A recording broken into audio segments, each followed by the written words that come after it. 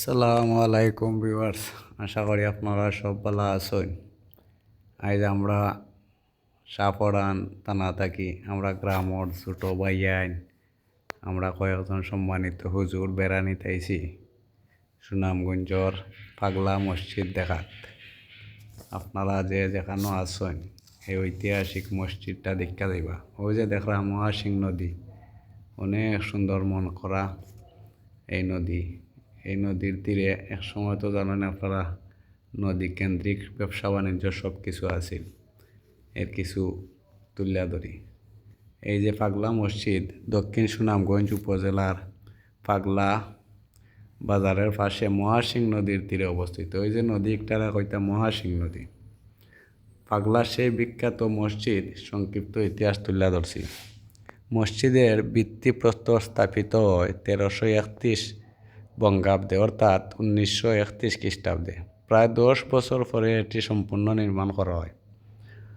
একটা কথা জানা উচিত, এই মসজিদটা নির্মাণে কোনো প্রকার রড ব্যবহার করা হয়নি, শুধু ইট ও পাথর দেওয়া তৈরি।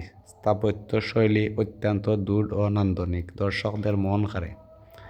আমরাও যে আইসি দেখলাম গাড়ি তৈয়া সারা ঘুরি ঘুরি দেখলাম।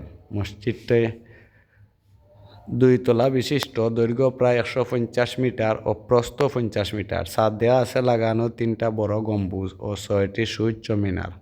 মসজিদের কারুকাজ ব্যবহার করা হয়েছে ইটালি, জার্মান ও ইংল্যান্ড থেকে আনা টাইলস।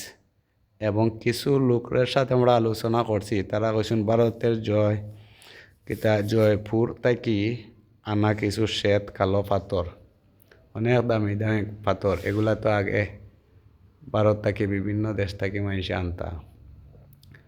ওই সময় টাইলস লাগাইনো হয়েছে এই মসজিদটা, বুঝরানি। ও দেখরানি মসজিদের নদী, মহাসিং নদীর তীরে ঘাট। এই ঘাটটা অনেক সুন্দর, বিকালবেলা বইয়া দেখতে মন খারাপ। প্রায় ওদের মসজিদের কারুকাজ অনেক সুন্দর, এখনো পর্যন্ত লাগের মসজিদটা যেমন নতুন। তৎকালীন যুগে অনেক ব্যয়বহুল মসজিদ একটা। আসসালামু আলাইকুম।